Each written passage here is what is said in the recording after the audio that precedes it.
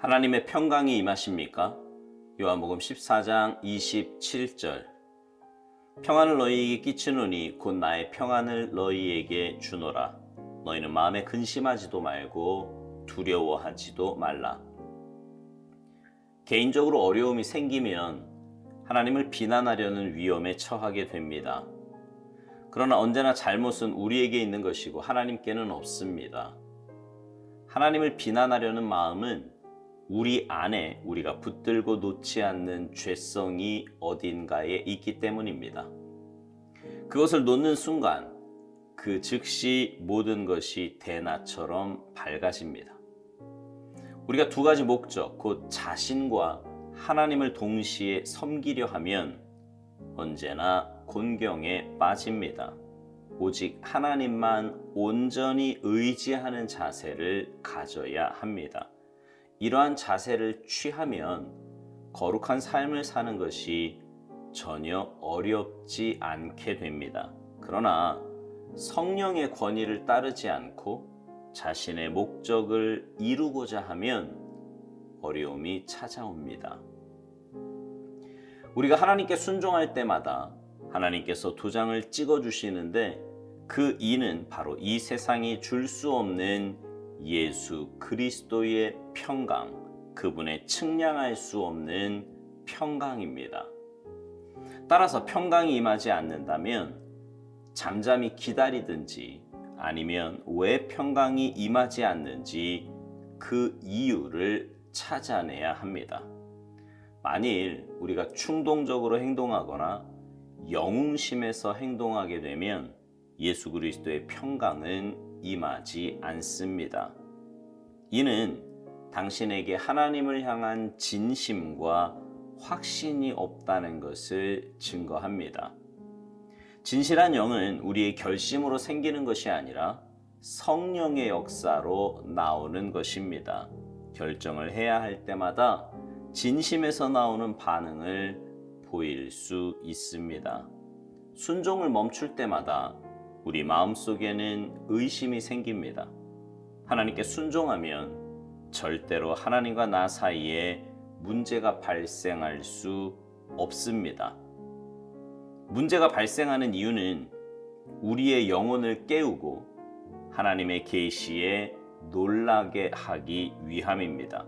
하나님과 나 자신의 문제는 언제나 불순종으로 인해 발생합니다. 반면 우리가 하나님께 순종할 때 발생하는 문제가 있다면 그때는 문제가 아무리 많더라도 단지 천국의 기쁨을 증가시킬 뿐입니다.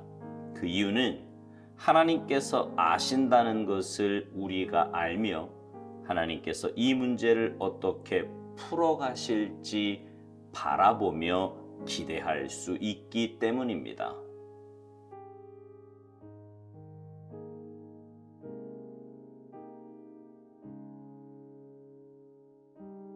사람이요, 고난 가운데 처하게 되면 누군가를 원망하고 싶어집니다. 책임을 회피하고 싶은 거지요.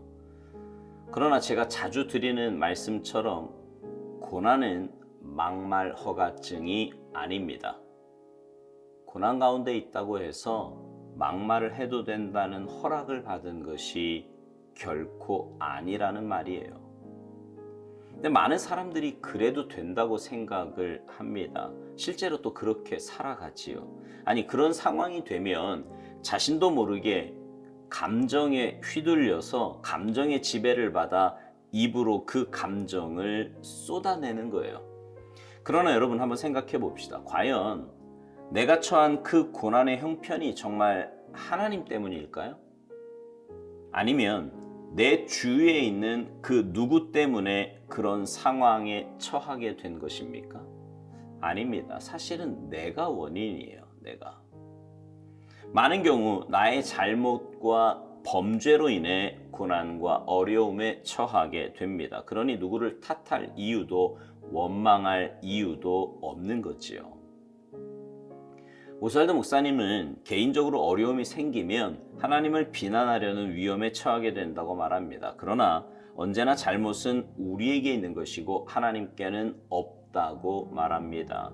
그러면서 이런 말을 해요. 하나님을 비난하려는 마음은 우리 안에 우리가 붙들고 놓지 않는 죄성이 어딘가에 있기 때문이라고요. 그것을 놓는 순간 그 즉시 모든 것이 대낮처럼 밝아진다는 것입니다. 맞습니다. 원인을 알면 함부로 말 못합니다. 오히려 회개하게 되는 거지요. 오사연 목사님은 우리가 어려움에 처하게 되는 원인을 자신과 하나님을 동시에 섬기려는 데 있다고 말합니다. 그러면 언제나 곤경에 빠지게 되는데 우리는 오직 하나님만 온전히 의지하는 자세를 가져야 한다는 것입니다. 이러한 자세를 취하면 거룩한 삶을 사는 것이 전혀 어렵지 않게 된다고요. 물론 하나님을 섬기며 하나님 뜻대로 살아도 삶의 고난이 올 수 있습니다. 그러나 출발이 자기를 섬기는 것이라면 그 삶은 문제가 생길 수밖에 없는 거지요. 하나님께서 그 고난을 허락하시는 이유는 우리로 하여금 잘못된 길에서 돌이켜 하나님 나라 백성답게 살게 하시기 위함입니다. 하나님의 자녀로서의 삶을 살고 이 땅에서부터 천국의 삶을 살도록 하시기 위함입니다. 우리가 그렇게 하나님 나라 백성으로 하나님의 자녀로 살아간다면 우리 삶에는 반드시 열매가 맺히게 되어 있습니다. 로마서 15장 13절 말씀, 소망의 하나님이 모든 기쁨과 평강을 믿음 안에서 너희에게 충만하게 하사 성령의 능력으로 소망이 넘치게 하시기를 원하노라. 믿음 안에서 하나님을 온전히 섬기며 사는 자에게는 모든 기쁨과 평강을 주신다는 말씀입니다. 거기다가 성령의 능력으로 소망이 넘치게 하신다고 말씀하세요. 하나님 뜻대로 사는 자에게 예비하신 기쁨과 평강은 세상의 조건과 상관없이 하나님께로부터 오는 것입니다. 그러니 어떤 상황과 조건에서도 참된 평안함 가운데 살아가게 되는 거지요. 오살로 목사님은 우리가 하나님께 순종할 때마다 하나님께서 도장을 찍어주시는데 그 이는 바로 이 세상에 줄 수 없는 예수 그리스도의 평강, 그분의 측량할 수 없는 평강이라고 말합니다. 주님 말씀대로 순종하며 사는 자에게는 세상이 줄 수도 알 수도 없는 참된 평안과 기쁨을 허락해 주신다는 말입니다. 세상의 모든 것을 만드신 그분이 내 안에 계시고 내가 그분 말씀대로 순종하여 주님의 인도하심 따라 살면 내 삶은요 이미 천국의 삶을 살게 됩니다. 여러분 생각해 보세요. 세상의 모든 조건을 만드신 분이 내 안에 계신데 그 어떤 조건이 나를 흔들어 놓을 수 있겠습니까? 그러니 주님과만 함께하면 세상의 조건이나 문제는 더 이상 내게 문제가 되지 않는 거지요. 근데 우리가 그 평강을 누리지 못하는 이유가 있는데 그것은 내가 충동적으로 행동하거나 영웅심에서 행동하게 되면 예수 그리스도의 평강은 임하지 않는다고 오스왈드 목사님이 말합니다. 이는 당신에게 하나님을 향한 진심과 확신이 없는 증거라고요.